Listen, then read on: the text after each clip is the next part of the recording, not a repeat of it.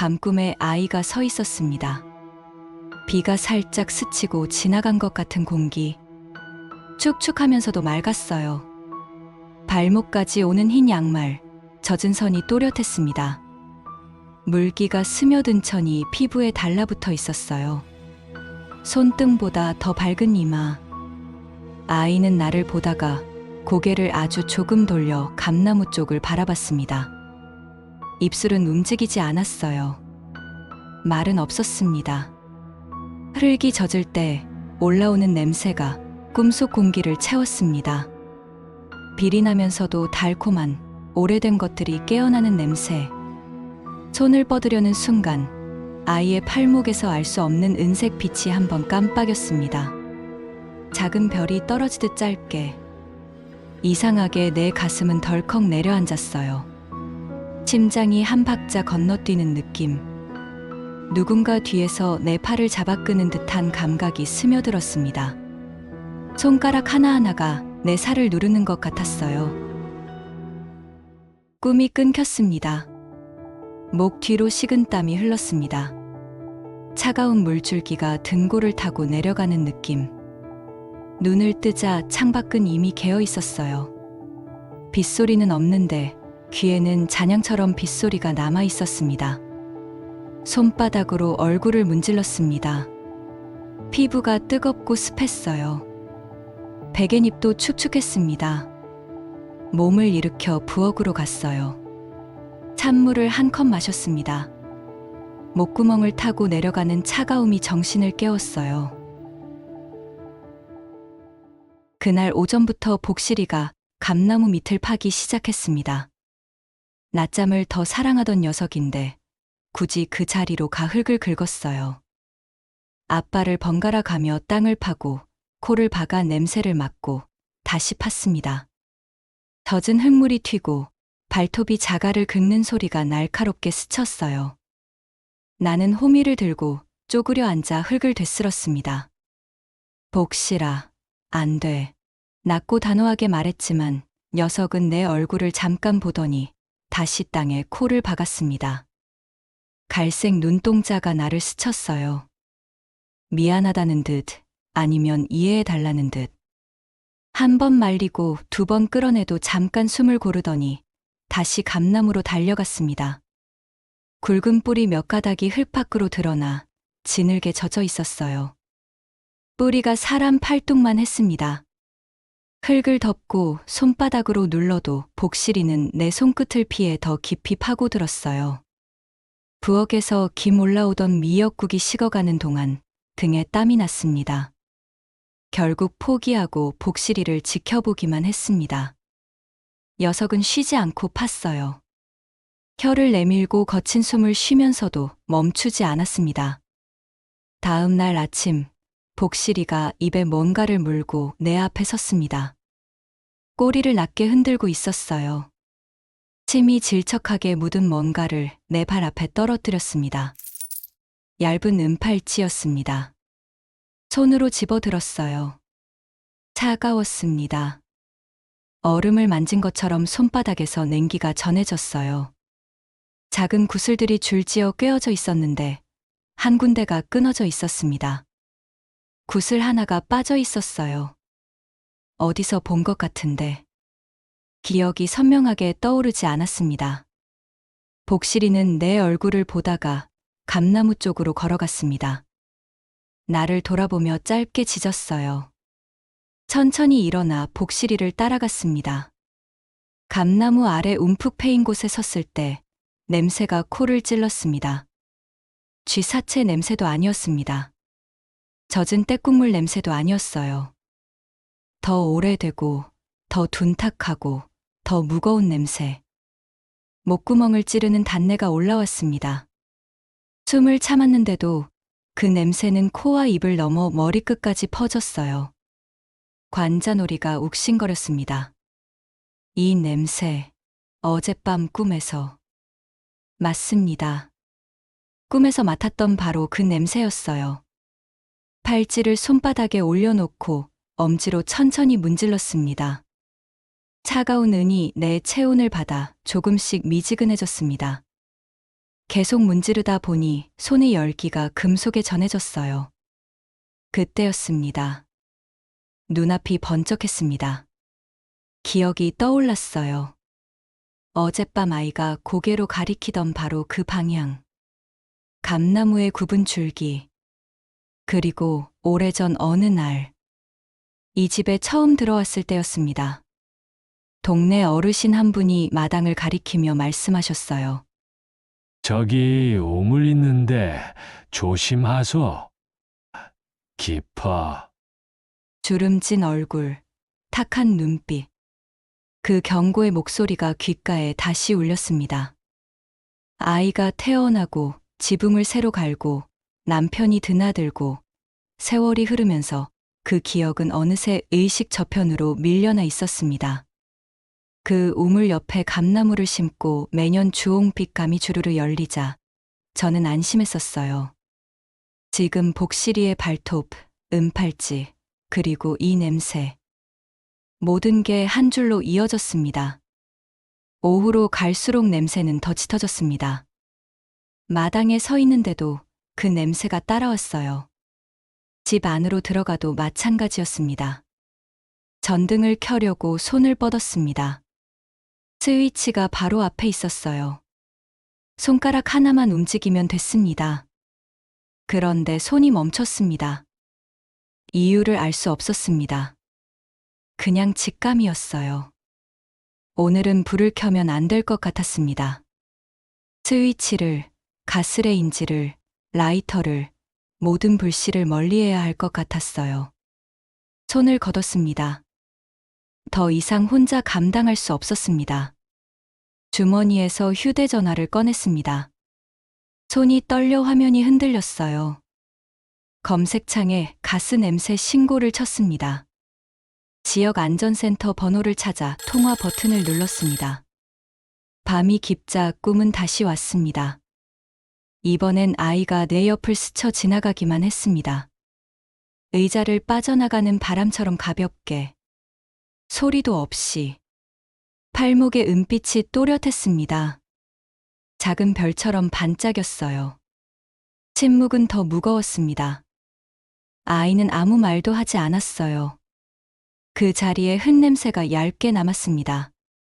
눈을 뜨니 마당 쪽 유리창에 달빛이 번져 있었습니다. 복실이는 내 발목에 몸을 붙이고 잤어요. 그 열을 발가락으로 느끼며 내일 올 사람들의 얼굴을 막연히 그려보았습니다.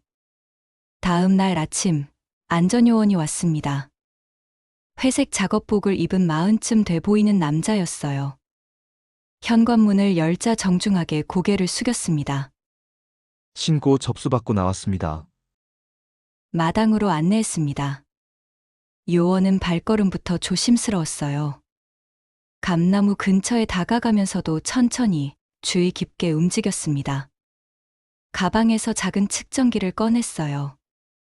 손바닥만 한 기계. 바람을 등지고 서서 감나무 근처 공기를 채집했습니다. 삑삑삑. 기계에서 소리가 났습니다. 바늘이 깜빡이며 좌우로 뛰었어요. 요원의 표정이 굳어졌습니다. 눈썹이 모였고 입술이 굳게 다물어졌습니다. 수치가 높습니다. 목소리는 침착했지만 끝이 묵직했어요. 긴장이 섞여 있었습니다. 혹시 예전에 여기 우물이나 정화조 있었습니까? 그 한마디에 기억의 문이 활짝 열렸습니다. 마을 사람들이 우르르 모여서 우물 깊이를 재던 날. 긴 줄을 늘어뜨리고 몇 미터인지 확인하던 모습.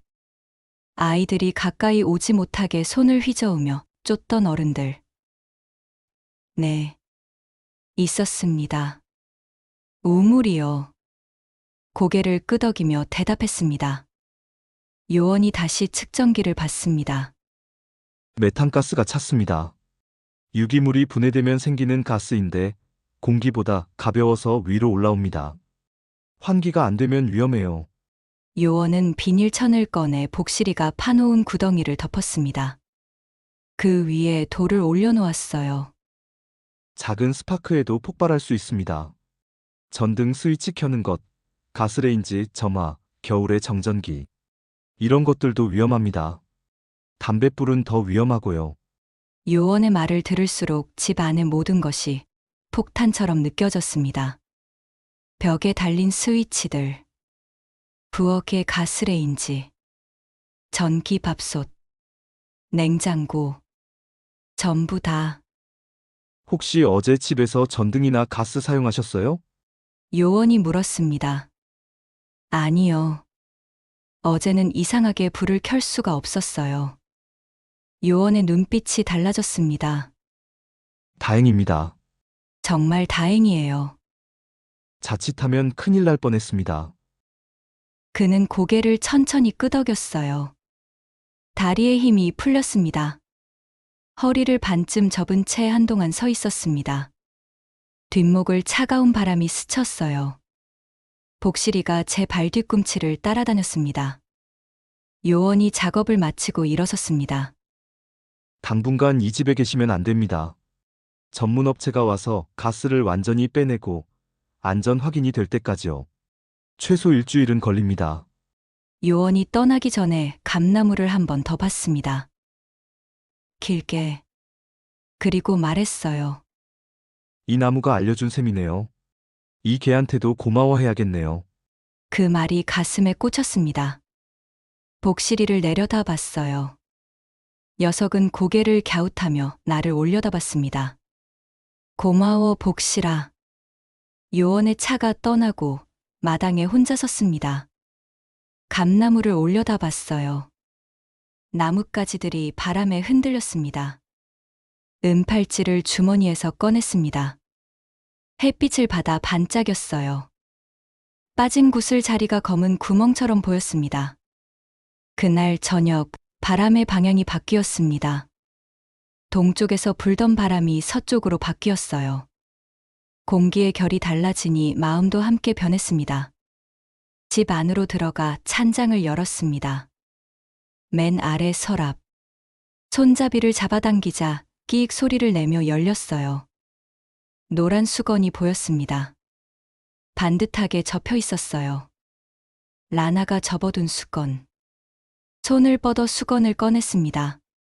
천천히, 조심스럽게. 수건을 펼쳤어요. 작은 자수가 보였습니다. 노란 실로 수놓은 꽃. 라나가 틈날 때마다 조금씩 술을 놓던 그 꽃. 라나의 목소리가 귓가에 들리는 것 같았습니다. 수건을 얼굴에 가까이 댔어요. 라나의 냄새가 남아있을까 싶어서. 하지만 세제 냄새만 났습니다. 라나. 어디 갔을까? 그날 밤 꿈에 그 아이가 또 찾아왔습니다. 이번엔 내가 누워있는 곳 가까이 앉았습니다. 팔목의 은빛이 작게 흔들렸어요. 달빛을 받아 반짝였습니다. 말 대신 내 얼굴을 보고 감나무 쪽으로 고개를 돌렸습니다. 고개를 돌리는 동작이 느렸어요. 복실이는 꿈결에 짧게 컹 하고 울었습니다. 귀 안이 조용해졌어요. 라나와 아유가 우리 집에 온 건 초여름이었습니다. 장독대의 간장이 햇빛을 받아 얇게 반짝이던 계절. 개나리가 지고 장미가 피어나던 때였어요. 현관 앞에 두 사람이 서 있었습니다. 낯선 여자와 어린 여자아이. 여자는 30 초반쯤 돼 보였어요. 동남아시아 어딘가에서 왔을 얼굴. 아이는 엄마 치마를 꼭 쥐고 서 있었습니다. 저 일필요합니다. 여자가 입술을 여러 번 오므렸다 펴며 말했습니다. 한국어가 서툴렀어요. 한 단어씩 끊어서 말했습니다. 청소, 빨래, 요리. 다 할 수 있습니다. 목소리는 작았지만 단단했어요. 필사적이었습니다. 손등에 작은 상처들이 보였습니다. 배인 자국, 대인 자국. 아이는 큰 눈망울로 저를 올려다봤습니다. 손가락을 입에 물고 있었어요. 들어오세요. 문을 활짝 열었습니다. 여자의 눈빛이 반짝였어요. 고개를 깊이 숙였습니다.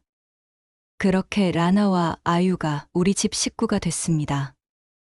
라나는 조용한 사람이었습니다. 아침이면 제가 일어나기 전에 이미 부엌에서 움직이고 있었어요. 설거지하는 소리, 빗자루 쓰는 소리, 발소리를 죽이며 걸었습니다. 존재감을 지우려는 것처럼 고개를 자주 숙였습니다.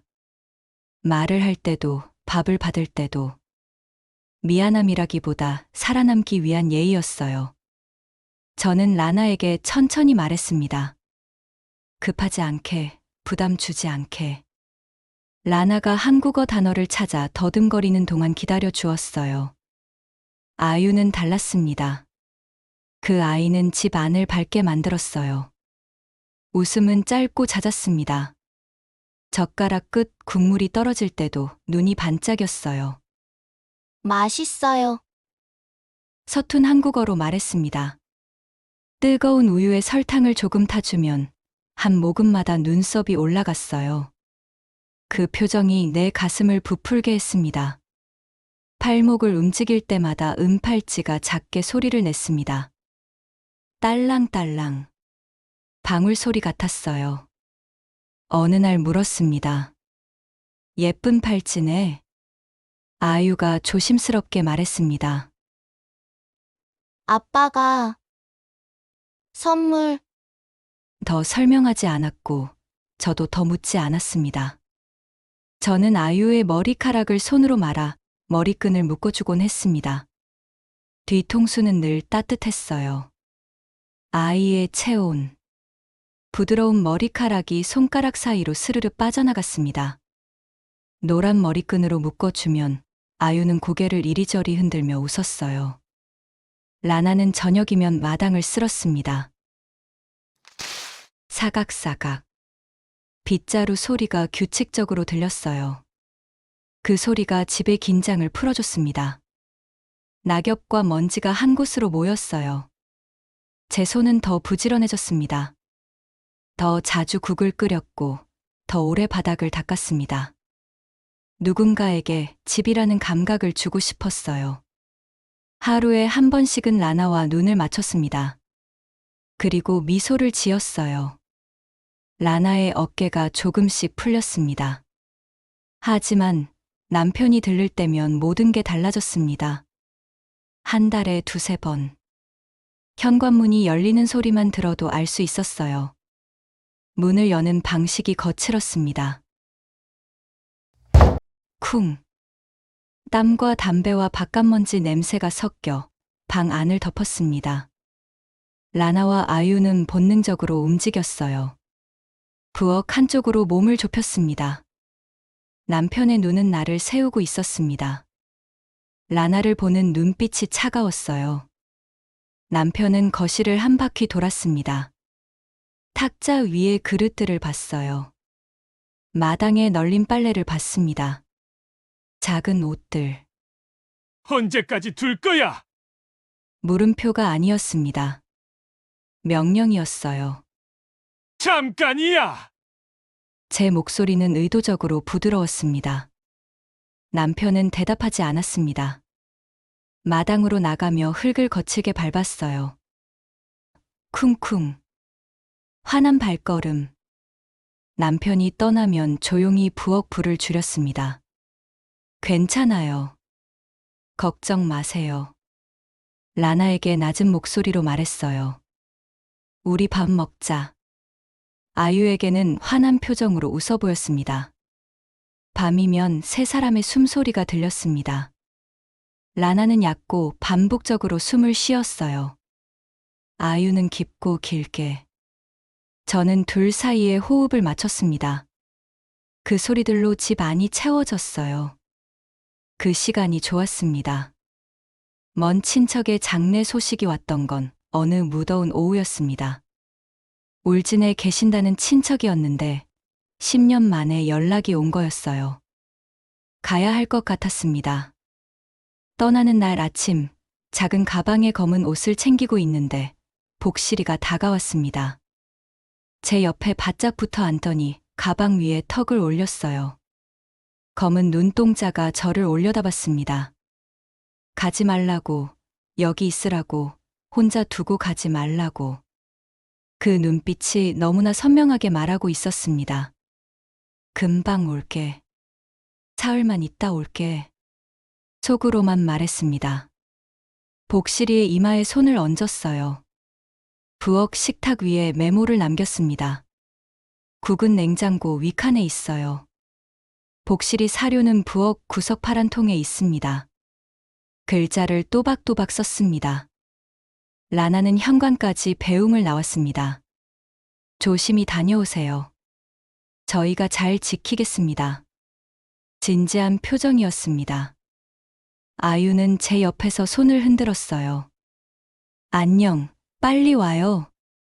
팔목에 은팔찌가 딸랑딸랑 소리를 냈습니다. 울진까지 가는 길은 멀고 지루했습니다. 장례식장의 차가운 공기, 낯선 얼굴들, 형식적인 인사들. 모든 게 멀게 느껴졌어요. 집이 자꾸 떠올랐습니다. 사흘이 길게 느껴졌습니다. 사흘째 되는 날, 아침 일찍 출발했습니다. 문을 열었을 때 먼저 다가온 건 너무나 깊은 정적이었습니다. 소리가 전혀 없었어요. 라나가 부엌에서 설거지하는 소리도, 아유가 마당에서 노는 소리도, 복실이가 꼬리를 치는 소리도 들리지 않았습니다. 라나? 아유. 목소리가 빈 집 안에 울려 퍼졌습니다. 대답이 없었어요. 거실을 둘러봤습니다. 모든 게 제자리에 있었어요. 탁자 위 컵들은 깨끗이 씻겨 엎어져 있었고, 소파 위 쿠션은 반듯하게 놓여 있었습니다. 하지만 뭔가 이상했습니다. 너무 정리되어 있었어요. 너무 깨끗했습니다. 부엌으로 갔습니다. 싱크대에 흰 접시들이 말라 있었는데 라나가 헹궈 놓았을 접시들이었어요. 빨랫줄을 보니 셔츠 하나가 반쯤 마른 채 매달려 있었습니다. 방문을 열었습니다. 이불이 반듯하게 개져 있었어요. 모서리를 정확하게 맞춰서 라나가 늘 그랬던 것처럼. 라나의 옷도 아유의 작은 옷들도 남김없이 사라져 있었습니다. 라나의 낡은 가방도 없었고 아유가 안고 자던 작은 인형도 보이지 않았어요. 떠난 거야? 왜? 왜 아무 말도 없이? 마당으로 나갔습니다. 감나무 아래가 평평하게 메워져 있었습니다. 복실이가 파놓은 구덩이가 사라져 있었어요. 흙빛이 주변과 확연히 달랐습니다. 스레로 퍼온 흙. 쪼그려 앉아 손으로 만졌습니다. 입자가 거칠었어요. 손가락으로 파봤습니다. 한 뼘쯤 팠을 때 자갈이 나왔어요. 누가 이렇게까지. 저녁이 되어서야 남편이 들어왔습니다. 술 냄새가 났습니다. 얼굴이 붉었어요. 마루 끝에 앉았습니다. 한동안 말이 없었어요. 결국 물었습니다. 라나랑 아유는? 남편은 제 눈을 보지 않았습니다. 천장을 봤어요. 갔어. 한 글자씩 끊어서 말했습니다. 어디로요? 도망갔어. 신고가 들어왔어. 불법 체류자 단속한다고. 그래서 미리 알아채고 떠난 거야. 말이 너무 매끈했습니다. 준비된 대답 같았어요. 연락은요? 없어. 그냥 짐 싸서 나갔다고. 그래도 메모 하나 없이 급했나 보지. 한참을 말없이 앉아 있다가 다시 물었습니다. 그럼 감나무 아래는요? 누가 메웠어요? 남편의 표정이 순간 굳었습니다. 내가 메웠지. 위험하다며 안전요원이 가스 차 있다고 했잖아. 그래서 아예 메워버린 거야. 이장님 불러서 같이 메웠어. 말은 논리적이었습니다. 하지만 뭔가 맞지 않았어요. 남편의 표정이 너무 단단했습니다. 더 물어볼 수가 없었어요. 그날 밤 잠이 오지 않았습니다. 머릿속에서 계속 돌아갔습니다. 라나의 얼굴, 아유의 웃음, 은팔찌 소리, 그리고 메워진 우물. 우물과 라나와 아유와 남편의 말 사이에 큰 빈칸이 생겨 있었어요. 설명되지 않는 빈칸. 폭우가 하늘과 땅의 경계를 지워버리던 밤이었습니다. 천둥이 하늘을 갈랐어요.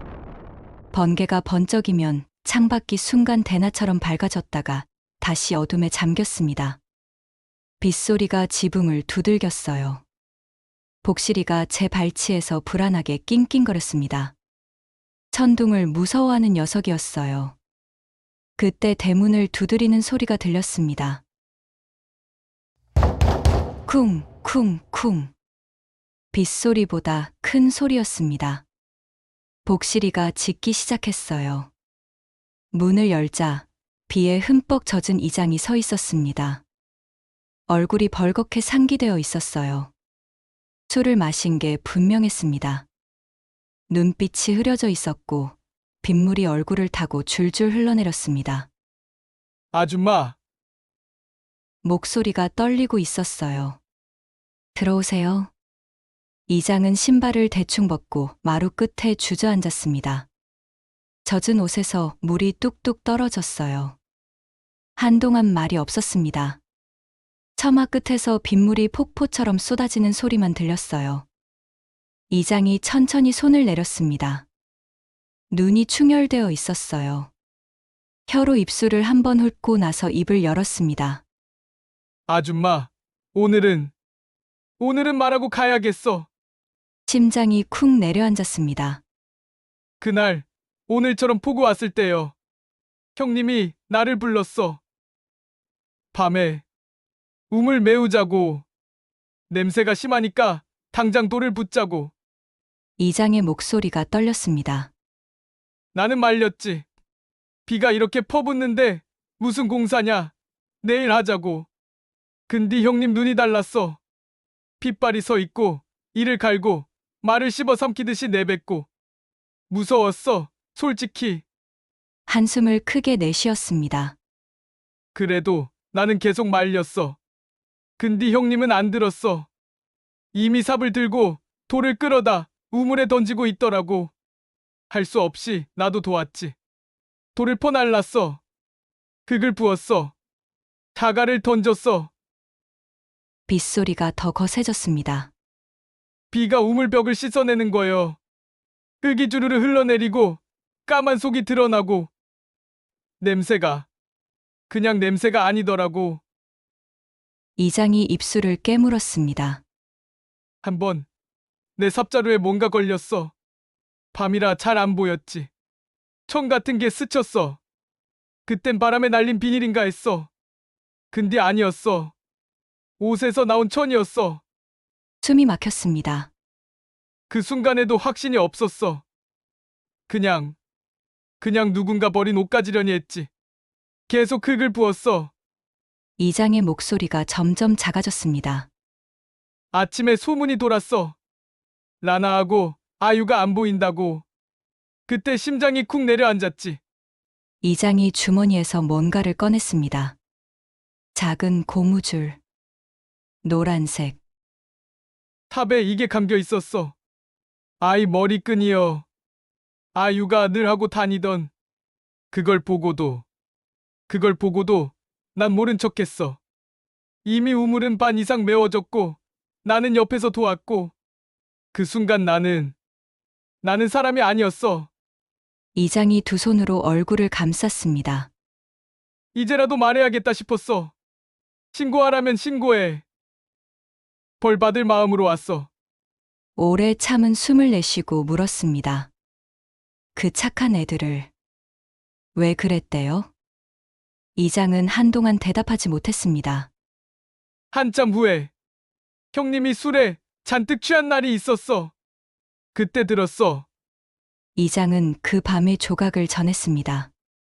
폭우에 지붕이 새서 라나가 양동이를 놓고 있었다고. 남편이 술에 취해 들어갔다고.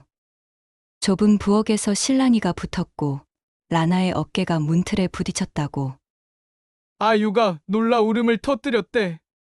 소리 지르고 형님이 조용히 하라고 손으로 막았는데 젖은 손바닥이랑 작은 얼굴이 미끄러지면서 숨이 막혔대.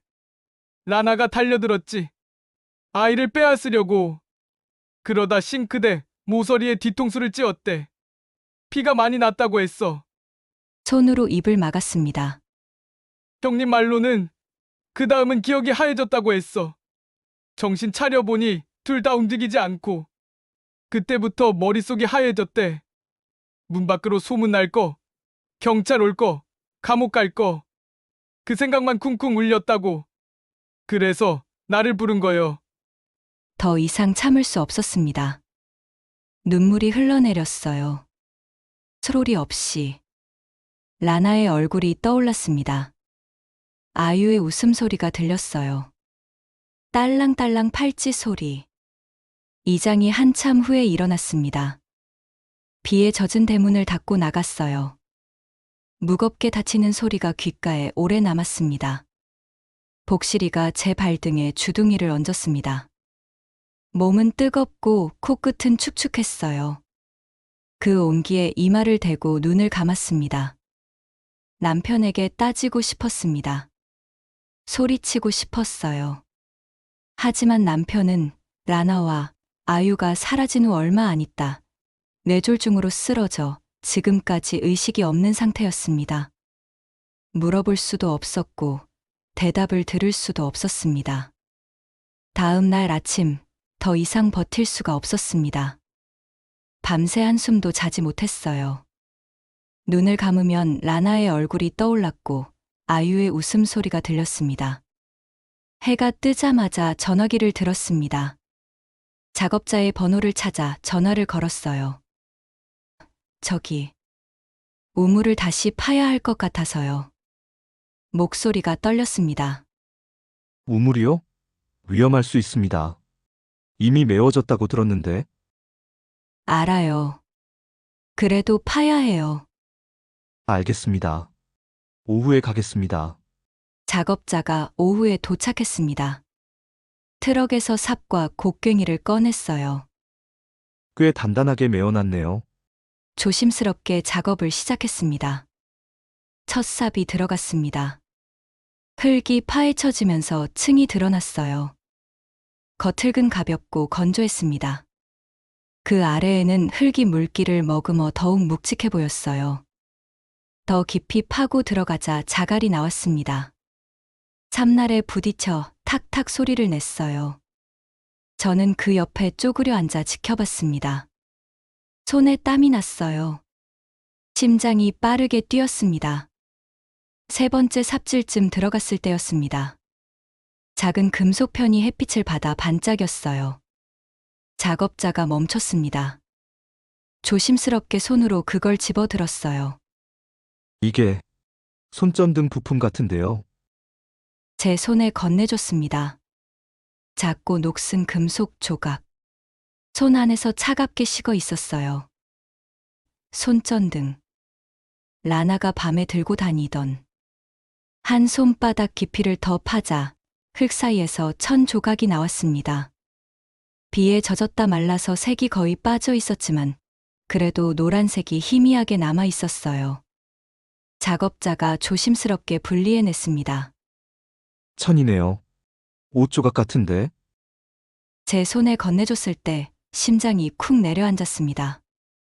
아유의 비옷. 노란색 비옷. 이제는 누더기처럼 찢어지고 색이 바래서 알아보기 힘들었지만 저는 알 수 있었어요. 손이 떨렸습니다. 더 파주세요. 목소리가 간신히 나왔습니다. 작업자가 주저했습니다. 여기서 더 가면 벽이 무너질 수 있습니다. 정말 위험합니다. 입술을 깨물었습니다. 증거라고 할 만한 건 이것뿐이었어요. 손전등 부품, 노란 천 조각. 완전한 증거는 아니었습니다. 하지만 제 마음은 이미 모든 걸 알고 있었어요. 알겠습니다. 여기까지만 하겠습니다. 작업자가 천 조각과 금속편을 조심스럽게 제 손에 건넸습니다. 집으로 들어가 흰 수건을 가져왔어요. 라나가 접어둔 그 수건. 천 조각과 금속편을 수건으로 감쌌습니다.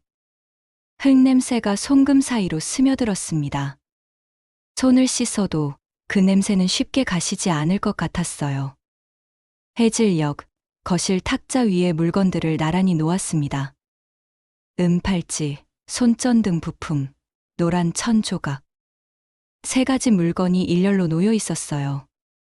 서로를 가리키는 화살 같았습니다. 하나의 진실을 가리키는 증거들.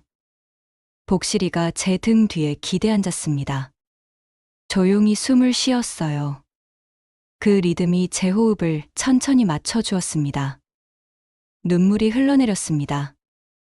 참으려고 했지만 참을 수가 없었어요. 남편이 죽은 건 그 다음의 봄이었습니다. 벚꽃이 피기 시작하던 때였어요. 병원에서 전화가 왔습니다. 새벽 4시. 환자분이 조금 전에 돌아가셨습니다. 병원으로 가는 택시 안에서 창밖을 봤습니다. 아직 어두웠어요. 가로등 불빛만 지나갔습니다. 병실에 도착했을 때 남편은 하얀 천으로 덮여 있었습니다. 평온해 보였어요. 손을 뻗어 남편의 손을 잡았습니다. 차가웠어요. 이제 영영 물어볼 수 없겠구나. 그날 밤 무슨 일이 있었는지, 왜 그랬는지, 후회는 없었는지. 모든 걸 가지고 떠나버렸습니다. 장례식은 조용했습니다. 친척 몇 명, 동네 사람 몇 명이 왔어요. 고인의 명복을 빕니다. 고생 많으셨습니다. 그런 말들을 들으며 고개를 숙였습니다. 이장이 왔습니다. 눈이 붓고 초췌한 얼굴이었어요. 아줌마, 형님, 편히 가셨을까요? 모르겠어요. 이장이 고개를 떨구었습니다. 남편의 물건을 정리하기 시작했어요. 옷장을 열자 낡은 셔츠들이 걸려 있었습니다. 화장대 위에 면도기가 있었어요. 면도날 위에 지난 겨울 수염한 올이 붙어 있었습니다. 담배 케이스를 열자 빈 공간만 있었어요. 물건들을 하나씩 만지다 보니 눈물이 났습니다. 미운 사람이었고 증오스러운 사람이었지만 함께 늙어온 사람이기도 했어요. 물건의 기억은 사람의 기억보다 오래가는 것 같았습니다. 밤이면 은팔찌를 꺼내 손에 쥐곤 했습니다. 아유의 팔목에서 흔들리던 그 팔찌. 빠진 구슬 하나. 남편을 향한 원망이 가슴속에서 타올랐습니다. 동시에 연민도 느껴졌어요. 감정이 날마다 달라졌습니다. 어떤 날은 미웠고 어떤 날은 슬펐어요. 그 변화를 견뎠습니다. 팔찌의 은빛은 점점 제 체온을 닮아갔습니다. 경찰서 문턱까지 간 날이 있었습니다. 서랍에서 물건들을 꺼내 가방에 넣었어요. 수건에 싼 천 조각, 손전등 부품, 은팔찌. 이장의 말을 적은 메모. 경찰서 앞까지 갔습니다. 1걸음, 2걸음. 하지만 문을 열지 못했습니다. 시신도 없어. 직접 본 사람도 없어. 천 조각 하나, 손전등 부품 하나로 뭘 증명할 수 있지? 발을 내렸습니다. 계단을 내려왔어요. 다시 집으로 돌아왔습니다. 다음 날도 갔습니다. 그 다음 날도. 매번 계단까지만 갔다가 돌아왔습니다. 신고를 못한 게 아니었습니다. 안 한 거였어요. 선택했습니다. 그들을 다시 세상에 끄집어내고 싶지 않아. 다시 사람들 입에 오르내리게 하고 싶지 않아. 누군가의 무덤을 다시 여는 손이 되고 싶지 않았습니다. 대신 기억을 조용히 마음속에 묻기로 했어요. 잊는다는 뜻이 아니었습니다. 제자리에 둔다는 뜻이었어요. 꿈의 아이는 여전히 가끔 왔습니다. 이제는 제 옆에 앉았어요. 감나무를 보다가 복실이 등을 쓰다듬듯 허공을 쓰다듬었습니다. 속으로 말했습니다. 내 덕분에 알게 됐어. 내가 알려줘서 진실을 알게 됐어. 고마워. 정말 고마워. 말하고 나면 심장이 한 박자 쉬는 것처럼 편해졌습니다. 복실이는 밤마다 제 발목을 베개 삼아잤습니다. 그 온기를 믿었어요. 여름이 깊어지자 감나무는 무게를 더했습니다. 뿌리 가까운 곳에 작은 돌무더기를 쌓았어요. 조용한 재단. 물건들을 작은 상자에 넣어 그 옆에 묻었습니다. 매일 아침 물을 주기 시작했습니다. 물을 주면서 속으로 말을 걸었어요. 라나, 아유, 오늘도 따뜻한 하루야. 기도는 호흡처럼 제 삶에 스며들었습니다. 라나의 이름을, 아유의 이름을 마음속으로 불렀어요. 길을 잃지 않길, 외롭지 않길. 어떤 날은 그 마음이 물처럼 흘렀고 어떤 날은 돌처럼 굳었습니다. 가을이 와 감이 주홍빛으로 익었습니다. 가장 예쁜 감을 돌 위에 올렸어요. 며칠 뒤 반쯤 사라져 있었습니다. 새가 먹었겠지요. 웃음이 났습니다. 마을 사람들이 말했습니다. 감나무가 참 잘 됐네요. 미소로 답했습니다. 제게 그 나무는 그냥 나무가 아니었어요. 밤꿈의 아이, 복실이의 고집, 이장의 고백, 제가 짊어진 침묵이 함께 자라는 기둥이었습니다. 나무가 자랄수록 제 안의 빈칸도 채워졌어요. 슬픔은 그대로였지만 한결 둥그러졌습니다. 해가 기울 무렵이면 돌무더기 앞에 앉았다가 천천히 일어섰습니다. 복실이 밥그릇에 사료가 떨어지는 소리가 또렷하게 울렸어요. 그 모습을 보고 있으면 제가 여기 있다는 게 느껴졌습니다. 밤이 되면 창문을 열었습니다. 달빛이 감나무를 비췄어요. 복실이는 제 발목을 베개 삼아 잤습니다. 꿈의 아이는 더 이상 오지 않았습니다. 할 일을 다 했으니까요. 이미 충분히 들었고 충분히 보았으니까요. 잠들기 전 속으로 말했습니다. 라나, 아유, 내일도 너희를 기억할게. 내가 살아있는 동안 계속. 아침이 밝았습니다. 마당으로 나가 물을 떠와 돌무더기에 부었어요. 좋은 아침. 오늘도 함께야. 바람이 불었습니다. 복실이가 제 옆에 앉았어요. 등뼈가 손바닥에 닿았습니다. 예전엔 이런 온기가 흔한 줄 알았습니다. 이제는 매번 새롭습니다. 해가 떠올랐습니다. 감나무에 햇빛이 비쳤어요. 주홍빛 감들이 빛났습니다. 라나와 아유를 기억하는 것, 그들을 잊지 않는 것. 그것만으로도 충분합니다.